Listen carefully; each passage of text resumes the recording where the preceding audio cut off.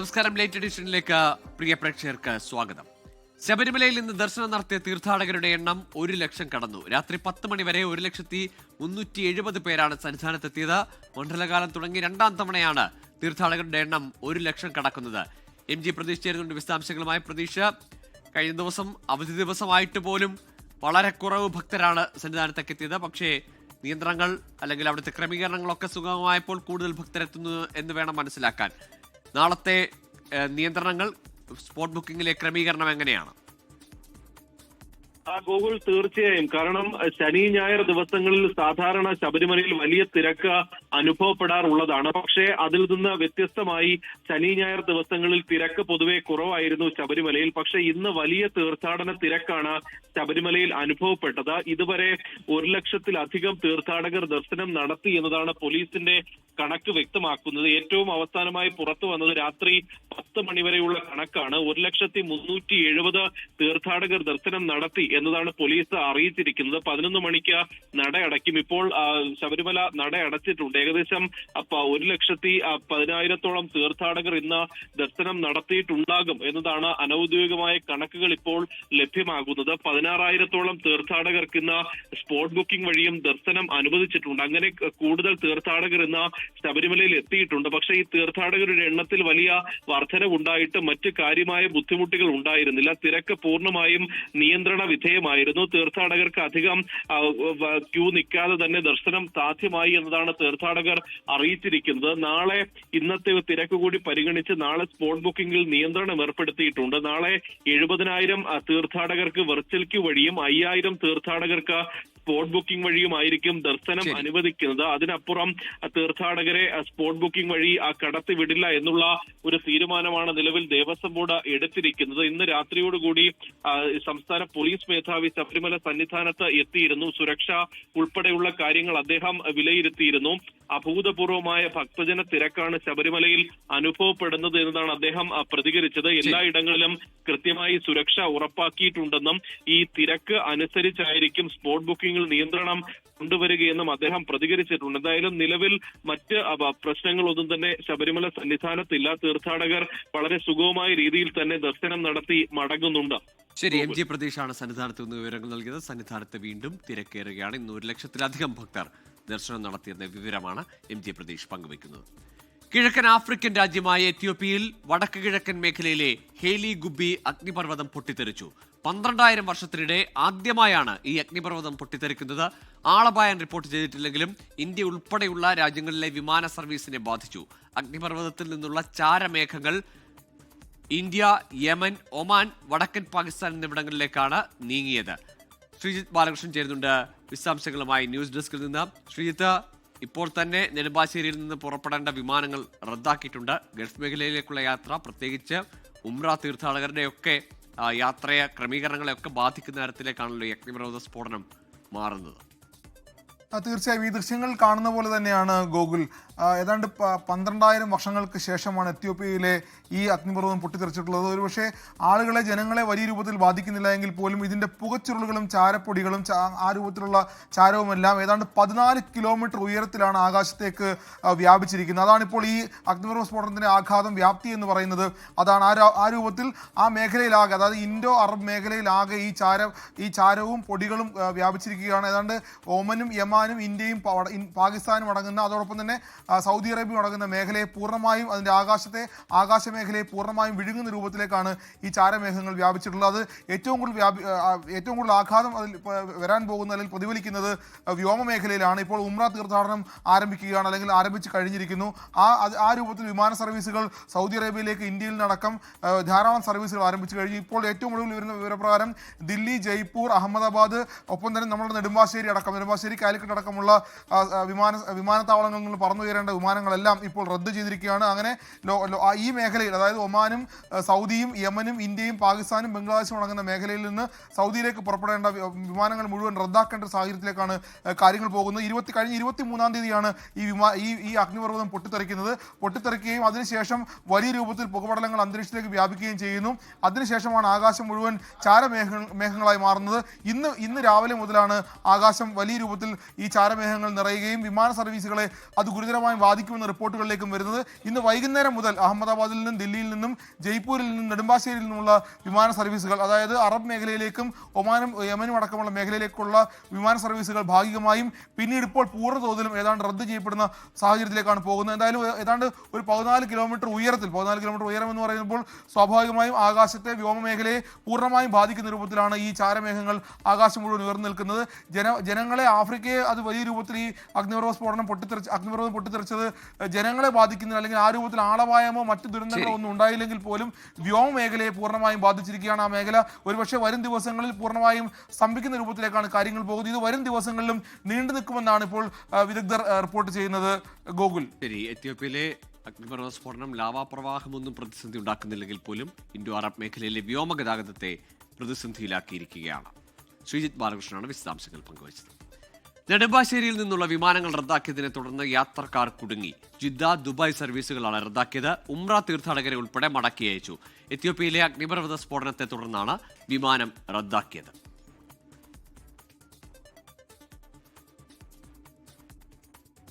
സംസ്ഥാനത്ത് കൊല്ലമൊഴികെയുള്ള എല്ലാ കോർപ്പറേഷനുകളിലും മുന്നണികളെ അലട്ടി വിമത ശല്യം. തൃശൂർ കോർപ്പറേഷനിൽ 3 മുന്നണികളും വിമത ഭീഷണി നേരിടുന്നുണ്ട്. തിരുവനന്തപുരത്ത് LDF-നും UDF-നും വിമതരുണ്ട്. കേരള കോൺഗ്രസ് ജോസഫ് വിഭാഗം തിരുവനന്തപുരം കോർപ്പറേഷനിലെ 5 വാർഡുകളിൽ ഒറ്റയ്ക്ക് മത്സരിക്കും. കൊച്ചിയിൽ UDF-നെയും BJP-യെയും വിമതർ പ്രതിസന്ധിയിലാക്കി. കോഴിക്കോട്ടും കണ്ണൂരിലും UDF-ന് മാത്രമാണ് വിമത ശല്യം. സംസ്ഥാനത്തെ 6 നഗരസഭകളിൽ 5ഇടത്തും മുന്നണികൾക്ക് ഭീഷണിയുയർത്തി വിമതർ സ്ഥാനാർത്ഥിത്വത്തിൽ ഉറച്ചു നിൽക്കുകയാണ്. പത്രിക പിൻവലിക്കുന്നതിനുള്ള സമയപരിധി കഴിഞ്ഞിട്ടും എല്ലാവരെയും പിന്മാറ്റാൻ മുന്നണികൾക്ക് സാധിച്ചിട്ടില്ല. ശക്തമായ ത്രികോണ മത്സരം നടക്കുന്ന തിരുവനന്തപുരം നഗരസഭയിൽ UDF-ന് 7ഉം LDF-ന് 5ഇടത്തും വിമതരുണ്ട്. ഉള്ളൂർ, ചെമ്പഴന്തി, വാഴൂട്ടുകോണം, കാച്ചാണി, വിഴിഞ്ഞം വാർഡുകളിലാണ് CPM-ന്റെ വിമതർ മത്സരിക്കുന്നത്. ഉള്ളൂർ, ആറ്റിപ്ര, പൗണ്ടുകടവ്, വിഴിഞ്ഞം, പുഞ്ചക്കരി, കഴക്കൂട്ടം, മണ്ണന്തല വാർഡുകളിലാണ് UDF വിമതർ മത്സരരംഗത്തുള്ളത്. പൗണ്ടുകടവിൽ മുസ്ലിം ലീഗ് സ്ഥാനാർത്ഥിക്കെതിരെയാണ് കോൺഗ്രസ് പ്രാദേശിക നേതാവ് മത്സരിക്കുന്നത്. UDF-ലെ ഘടകകക്ഷിയായ കേരള കോൺഗ്രസ് ജോസഫ് വിഭാഗം ഒറ്റയ്ക്ക് മത്സരിക്കുന്നതും തിരുവനന്തപുരം നഗരസഭയിൽ UDF-ന് ഭീഷണിയാണ്. പാളയം, കഴക്കൂട്ടം, ഫോർട്ട്, സൈനിക സ്കൂൾ, വിഴിഞ്ഞം വാർഡുകളിലാണ് കേരള കോൺഗ്രസ് ജോസഫ് വിഭാഗം ഒറ്റയ്ക്ക് മത്സരിക്കുന്നത്. കൊച്ചി കോർപ്പറേഷനിൽ 8ഇടത്ത് UDF-ന് വിമത സ്ഥാനാർത്ഥികളുണ്ട്. ഇതിലൊരാൾ മുസ്ലിം ലീഗിന്റെ വിമതയാണ്. കൊച്ചിയിലെ ചെറളായി വാർഡിൽ BJP-ക്കും വിമതനുണ്ട്. തൃശൂർ കോർപ്പറേഷനിൽ 10ഇടത്താണ് വിമത സാന്നിധ്യം. UDF-നെതിരെ 6ഇടത്ത് വിമതർ മത്സരിക്കുമ്പോൾ LDF-നെതിരെ 4ഇടത്തും BJP-ക്കെതിരെ 1ഇടത്തും വിമതർ മത്സരരംഗത്തുണ്ട്. കോഴിക്കോട് കോർപ്പറേഷനിൽ UDF-ന് 2 വാർഡുകളിൽ വിമതരുണ്ട്. കണ്ണൂർ കോർപ്പറേഷനിൽ UDF മേയർ സ്ഥാനാർത്ഥിക്കും ഡെപ്യൂട്ടി മേയർ സ്ഥാനാർത്ഥിക്കും വിമത ഭീഷണിയുണ്ട്. യൂത്ത് കോൺഗ്രസ് നേതാവ് റിജുൽ മാക്കുറ്റിക്കെതിരെയും കണ്ണൂർ നഗരസഭയിലെ ആദികടലായി വാർഡിൽ വിമത സ്ഥാനാർത്ഥിയുണ്ട്. കൊല്ലം നഗരസഭയിൽ മാത്രമാണ് വിമത സാന്നിധ്യമില്ലാത്തത്. കൊല്ലത്ത് UDF-ന് വിമത ഭീഷണി ഉണ്ടായിരുന്നെങ്കിലും ചർച്ചയിലൂടെ പരിഹരിക്കുകയായിരുന്നു. 24 തിരുവനന്തപുരം. പത്രിക പിൻവലിക്കാനുള്ള അവസാന തീയതി അവസാനിക്കുമ്പോൾ മുന്നണികളെ പ്രതിസന്ധിയിലാക്കി വിമത സ്ഥാനാർത്ഥികൾ. ആലപ്പുഴ രാമങ്കരിയിൽ CPIM CPI പോര്. വടകരയിൽ ആറമ്പയ്ക്ക് വിമത സ്ഥാനാർത്ഥി. ചങ്ങനാശ്ശേരി നഗരസഭയിൽ UDF-ന് 8 വിമത സ്ഥാനാർത്ഥികളാണുള്ളത്. കൊണ്ടുപിടിച്ച അണുനയ ശ്രമങ്ങൾ പ്രതീക്ഷിച്ച ഫലം കണ്ടില്ല എന്നുള്ളതാണ് നിലവിലെ തിരഞ്ഞെടുപ്പ് ചിത്രം. പല പഞ്ചായത്തുകളിലും നഗരസഭകളിലും 3 മുന്നണികൾക്കും വിമത ഭീഷണി രൂക്ഷമാണ്. വലിയ രാഷ്ട്രീയ പൊട്ടിത്തെറികൾക്ക് വേദിയാകുന്നത് ആലപ്പുഴയാണ്. പുന്നമടയിലെ സ്ഥാനാർത്ഥി നിർണയത്തിൽ പ്രതിഷേധിച്ച് Congress Punnamada ward committee president അടക്കം 27 പേർ രാജിവെച്ചു. രാമങ്കരിയിൽ LDF-നകത്തെ പോര് പരസ്യമായി.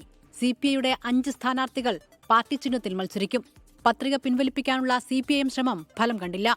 പരസ്പരം പോർവിളിച്ച് CPIM ലോക്കൽ കമ്മിറ്റി സെക്രട്ടറിയും CPI കുട്ടനാട് നോർത്ത് മണ്ഡലം സെക്രട്ടറിയും.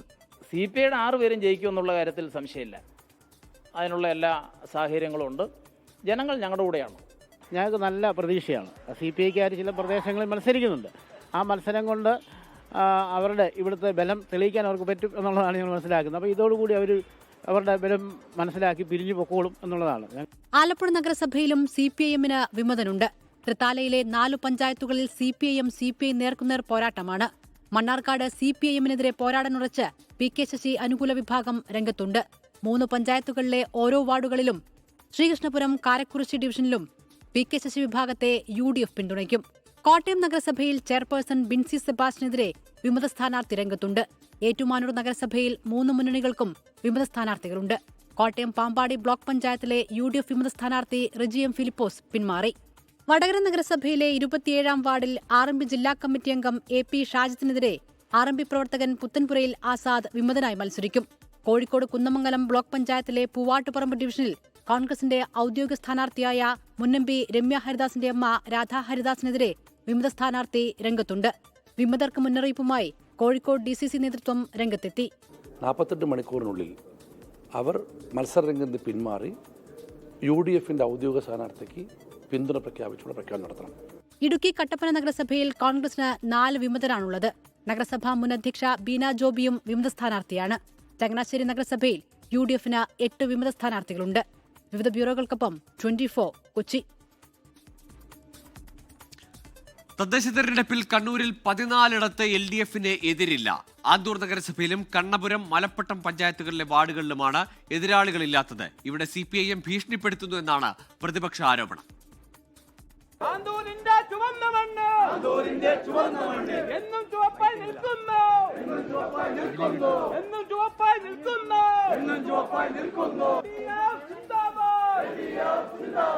കണ്ണപുരം പഞ്ചായത്തിൽ മാത്രം 6ഇടത്താണ് LDFനെതിരില്ലാത്തത്. 2 വാർഡുകളിൽ മറ്റാരും സ്ഥാനാർത്ഥിയെ നിർത്തിയിരുന്നില്ല. 10ാം വാർഡിലെ UDF സ്ഥാനാർത്ഥിയുടെ പത്രിക സൂക്ഷ്മ പരിശോധനയിൽ തള്ളിയിരുന്നു. 1ാം വാർഡിലെ UDF സ്ഥാനാർത്ഥിയുടെയും 8ാം വാർഡിലെ BJP സ്ഥാനാർത്ഥിയുടെയും പത്രിക ഇന്ന് പുനർസൂക്ഷ്മ പരിശോധനയിൽ തള്ളി. ആന്തൂർ നഗരസഭയിൽ 5ഇടങ്ങളിൽ LDF സ്ഥാനാർത്ഥികൾ എതിരില്ലാതെ വിജയമുറപ്പിച്ചു. മൊറാഴ, പൊടിക്കുണ്ട് വാർഡുകളിൽ നേരത്തെ തന്നെ എതിരാളികളില്ലായിരുന്നു. തളിയിൽ, കോടല്ലൂർ വാർഡുകളിലെ UDF സ്ഥാനാർത്ഥിയുടെ പത്രിക തള്ളി. 5ാം പീടികയിലെ UDF സ്ഥാനാർത്ഥി പത്രിക പിൻവലിച്ചു. CPM വധഭീഷണി ഉയർത്തിയാണ് സ്ഥാനാർത്ഥികളുടെ പത്രിക പിൻവലിപ്പിക്കുന്നതെന്ന് പ്രതിപക്ഷ നേതാവ് VD സതീശൻ. ഇവിടുത്തെ റിട്ടേണിംഗ് ഓഫീസറോട് പ്രധാനപ്പെട്ട ആളുകൾ വിളിച്ചു പറയുകയാണ് സ്വീകരിക്കേണ്ടത്. ഇങ്ങനെ കേരളത്തിൽ ആദ്യമായിട്ടാണ് റിട്ടേണിംഗ് ഓഫീസർമാരെ വരെ മുകളിൽ നിന്ന് പറഞ്ഞു നിയന്ത്രിക്കുക.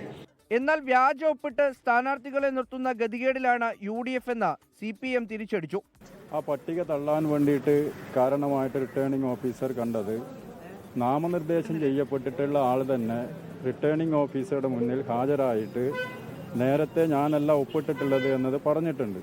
ഇന്ന് അവർ ഇവിടെ റിട്ടേണിംഗ് ഓഫീസറുടെ മുമ്പിൽ ഹാജരായിട്ട് ഞാനല്ല ഒപ്പിട്ടിട്ടുള്ളത്, ഞാൻ നിർദ്ദേശിച്ച ആളെ ഞാൻ പിൻവലിക്കുന്നു എന്നതിലേക്കുള്ള കാര്യങ്ങൾ പറഞ്ഞുകൊണ്ട് രേഖപ്പെടുത്തുകയും അത് നാമനിർദ്ദേശ പത്രിക തള്ളുകയുമാണ് ചെയ്തിട്ടുള്ളത്. മലപ്പട്ടത്ത് 3ഇടത്താണ് LDF സ്ഥാനാർത്ഥികൾക്കെതിരില്ലാത്തത്. കഴിഞ്ഞ തദ്ദേശ തെരഞ്ഞെടുപ്പിൽ 18 ഇടങ്ങളിലായിരുന്നു കണ്ണൂരിൽ LDF എതിരില്ലാതെ ജയിച്ചത്. 24 കണ്ണൂർ. വയനാട് ജില്ലാ പഞ്ചായത്തിലേക്കുള്ള മത്സരത്തിൽ പത്രിക പിൻവലിച്ച് യൂത്ത് കോൺഗ്രസ് നേതാവ് ജഷീർ പള്ളിവയൽ. പാർട്ടിയെ മുറിവേൽപ്പിക്കാൻ കഴിയാത്തതിനാലാണ് പിന്മാറ്റമെന്നാണ് ജഷീറിന്റെ പ്രതികരണം. വയനാട് ജില്ലാ പഞ്ചായത്ത് പ്രസിഡന്റായ സംഷാദ് മരക്കാറിനെതിരെ മത്സരിക്കുന്ന ബിനു ജേക്കബ് പത്രിക പിൻവലിച്ചില്ല. VD സതീശനും K സുധാകരനും ഉൾപ്പെടെയുള്ളവരുടെ ഇടപെടൽ, യൂത്ത് കോൺഗ്രസ് സംസ്ഥാന നേതൃത്വത്തിന്റെ അനുരഞ്ജന ചർച്ച. ഒടുവിൽ ജഷീർ പള്ളിവയൽ ജില്ലാ പഞ്ചായത്ത് തോമാട്ടുചാൽ ഡിവിഷനിൽ നിന്ന് മത്സരിക്കാൻ നൽകിയ നാമനിർദ്ദേശ പത്രിക പിൻവലിച്ചു. ഇതിനു മുമ്പായി DCC ഓഫീസിൽ നേതാക്കളുമായി ചർച്ച. തെരഞ്ഞെടുപ്പ് പ്രവർത്തനത്തിൽ സജീവമാകുമെന്ന് ജഷീർ പള്ളിവയൽ. സ്വാഭാവികമായും എനിക്ക് ചെറിയൊരു മുറിവേറ്റിട്ടുണ്ട്. ആ മുറിവ് എൻ്റെ പാർട്ടിക്ക് ഒരിക്കലും ഏൽക്കരുത് എന്ന വലിയ ലക്ഷ്യത്തോടു കൂടിയാണ് നാമനിർദ്ദേശ പത്രിക നമ്മൾ പിൻവലിച്ചിരിക്കുകയാണ്.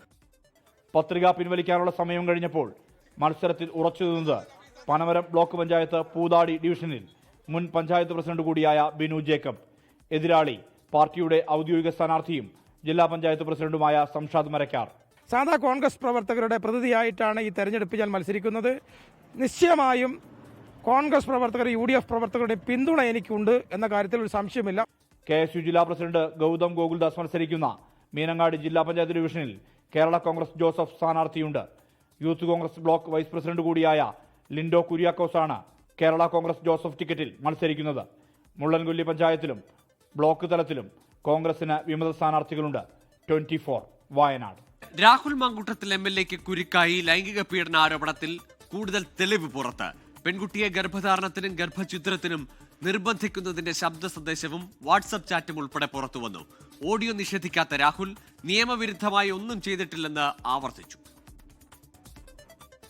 രാഹുൽ മാങ്കൂട്ടത്തിൽ MLAക്കെതിരായ ലൈംഗിക ആരോപണങ്ങൾക്ക് കൂടുതൽ ശക്തി പകരുന്നതാണ് പുറത്തുവന്ന പുതിയ തെളിവുകൾ.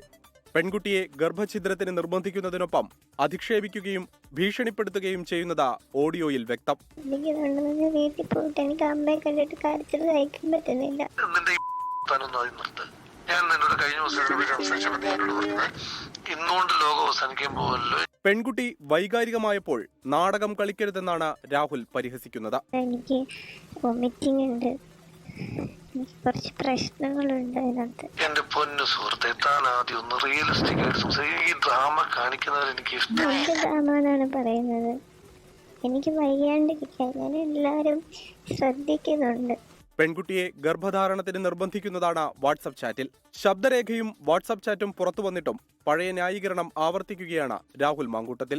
ഇപ്പൊ ഈ ഓഡിയോ വന്നതിന്റെ ഉദ്ദേശ ലക്ഷ്യം എന്താണ് ഇപ്പോൾ വന്നത്? അത് ആർക്കും മനസ്സിലാകാത്ത ആ വ്യക്തത ഞാൻ വരുത്തുമെന്ന് പറഞ്ഞല്ലോ. ആ വ്യക്തത വരുത്തേണ്ടുന്ന സമയത്ത് ഞാൻ വരുത്തും. നിയമപരമായി എന്തെല്ലാം പോരാട്ടം വരാനിരിക്കുന്നു, എന്റെ ഭാഗത്തു നിന്നുള്ള എന്തെല്ലാം നിയമപരമായ പോരാട്ടം വരാനിരിക്കുന്നു, അതിനൊക്കെ സമയമുണ്ടല്ലോ. എന്തിനു തിരക്കുകൂട്ടുന്നു? പെൺകുട്ടി പരാതി നൽകുമെന്നാണ് വിവരം. 24 തിരുവനന്തപുരം. രാഹുൽ മാങ്കൂട്ടത്തിൽ പ്രചാരണത്തിന് ഇറങ്ങുന്നതിൽ അതൃപ്തി പ്രകടമാക്കി കോൺഗ്രസ് നേതാവ് രമേശ് ചെന്നിത്തല. രാഹുൽ പാർട്ടിക്ക് പുറത്താണ്, പിന്നെ പ്രവർത്തിക്കുന്നത് ശരിയല്ല, ഒരു ഘട്ടത്തിനും ആരും രാഹുലിനെ തിരിച്ചെടുക്കാൻ ആവശ്യപ്പെട്ടിട്ടില്ലെന്നും രമേശ് ചെന്നിത്തല 24-നോട് പറഞ്ഞു. അത് പ്രവർത്തിപ്പിക്കുന്നത് ശരിയുമല്ല. കാരണം ഈ ആരോപണങ്ങളുടെ അടിസ്ഥാനത്തിൽ അദ്ദേഹത്തിന് നേരിൽ പാർട്ടി നടപടി സ്വീകരിച്ചു, പാർട്ടിയിലില്ല. പാർലമെൻ്ററി പാർട്ടി നടപടി സ്വീകരിച്ചു, പാർലമെൻ്ററി പാർട്ടിയിലില്ല. അപ്പോൾ അതുകൊണ്ട് പാർട്ടിയുടെ നയം ഇക്കാര്യത്തിൽ വളരെ വ്യക്തമാണ്. അദ്ദേഹം പാർട്ടിയുടെ ഒരു ഘടകത്തിലും ഇപ്പോൾ പ്രവർത്തിക്കേണ്ട ഒരാളല്ല. പാലക്കാട് ജില്ലാ കോൺഗ്രസ് കമ്മിറ്റി അത് തീരുമാനിക്കും. ഒരു തവണ പോലും ഒരു വ്യക്തി പോലും അദ്ദേഹത്തെ തിരിച്ചെടുക്കണമെന്നോ ഞങ്ങളോട് ആരും ആവശ്യപ്പെട്ടിട്ടില്ല. കാക്കനാട് NGA ക്വാർട്ടേഴ്സിൽ കുടിവെള്ള വിതരണം പുനഃസ്ഥാപിച്ചു. 5 ദിവസമായി കുടിവെള്ളം മുടങ്ങിയതിനെതിരെ ക്വാർട്ടേഴ്സിലെ താമസക്കാർ റോഡ് ഉപരോധിച്ച് പ്രതിഷേധിച്ചതിനെ തുടർന്നാണ് നടപടി. റാഫി കരീം തയ്യാറാക്കിയ റിപ്പോർട്ടിലേക്ക്.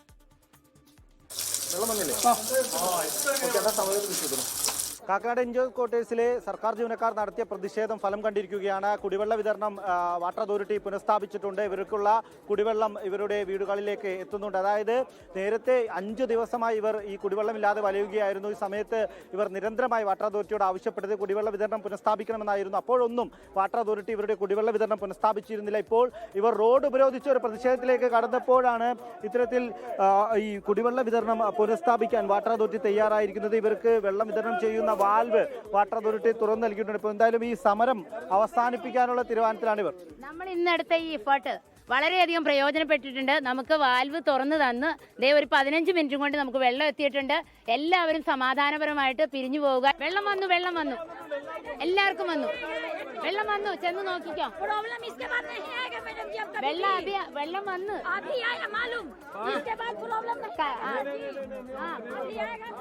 എന്തായാലും ഈ പ്രതിഷേധം അവസാനിപ്പിച്ചിരിക്കുകയാണ്. ഒരു മണിക്കൂർ നീണ്ടു നിന്ന സമരമായിരുന്നു. കഴിഞ്ഞ 5 ദിവസമായി ഇവർ കുടിവെള്ളമില്ലാതെ വലയുകയായിരുന്നു. എന്തായാലും ഇപ്പോൾ വെള്ളം ഇവർക്ക് എത്തിയിട്ടുണ്ട്. ചേട്ടാ, ഇപ്പോൾ വെള്ളം വന്നിട്ടുണ്ട് എല്ലാ ഏരിയയിലേക്കും.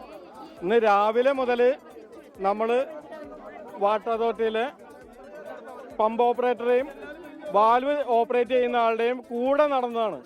എന്നിട്ട് അവർ പറഞ്ഞു വെള്ളം തുറന്നു വിട്ടു എന്ന് പറഞ്ഞ് ഞങ്ങളെ പറ്റിക്കുകയായിരുന്നു. ഇന്ന് ഇത്രയും നേരം കൊണ്ട് നമ്മൾ ഏകദേശം 100ഓളം ടാങ്കർ ലോറികളിൽ വെള്ളം അടിച്ചിട്ടുണ്ട് ഈ ക്വാർട്ടേഴ്സിൽ താമസിക്കുന്നവർ.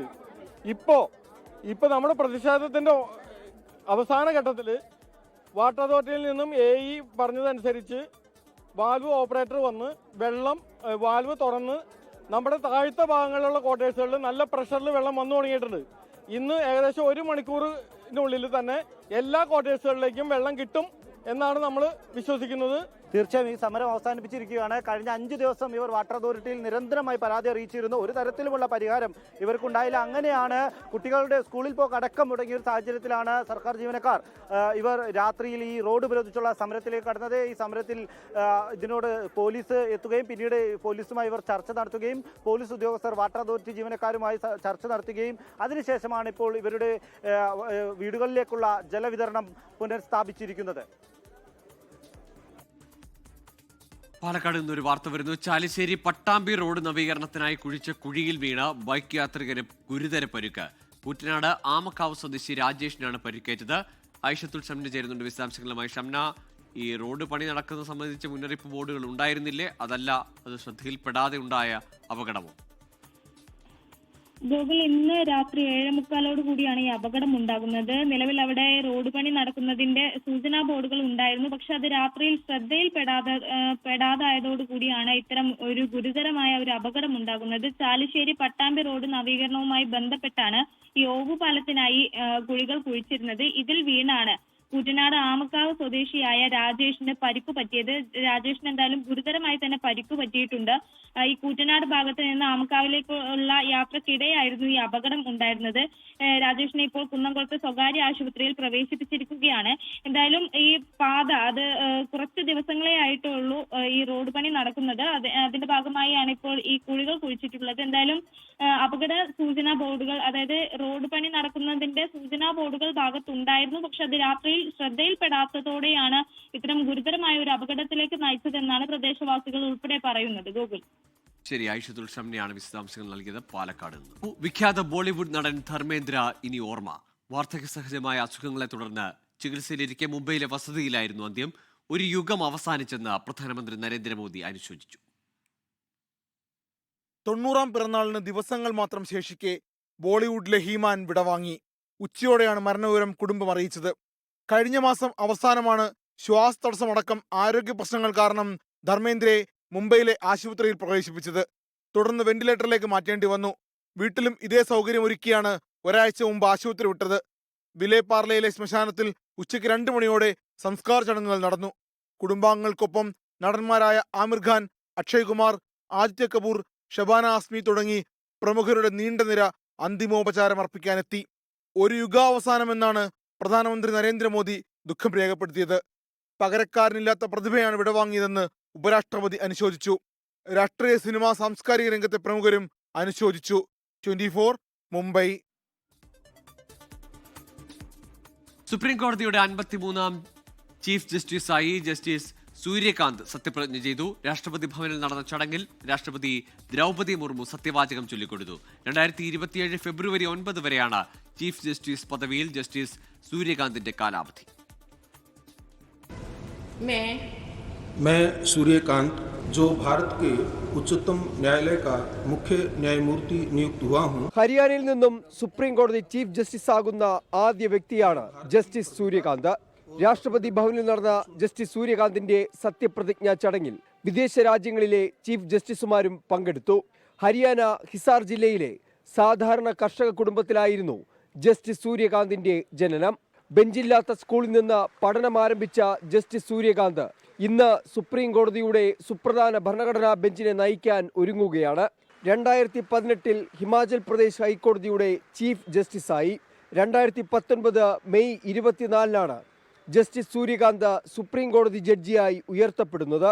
ആർട്ടിക്കിൾ 370 റദ്ദാക്കിയ കേന്ദ്ര തീരുമാനം ശരിവച്ചതുൾപ്പെടെ ഒട്ടേറെ സുപ്രധാന വിധികൾ പറഞ്ഞ ബെഞ്ചുകളിലെ അംഗമായിരുന്നു ജസ്റ്റിസ് സൂര്യകാന്ത്. ആർ അച്യുതൻ, 24 ഡൽഹി. ലോകത്തെവിടെയായാലും ഏത് സമയത്തും 24 വാർത്തകളും ഓഗ്മെന്റഡ് റിയാലിറ്റി പാക്കേജുകളും എക്സ്പ്ലെയിനറുകളും വിശദമായി കാണാൻ ഞങ്ങളുടെ യൂട്യൂബ് ചാനൽ നിങ്ങൾക്ക് സബ്സ്ക്രൈബ് ചെയ്യാം.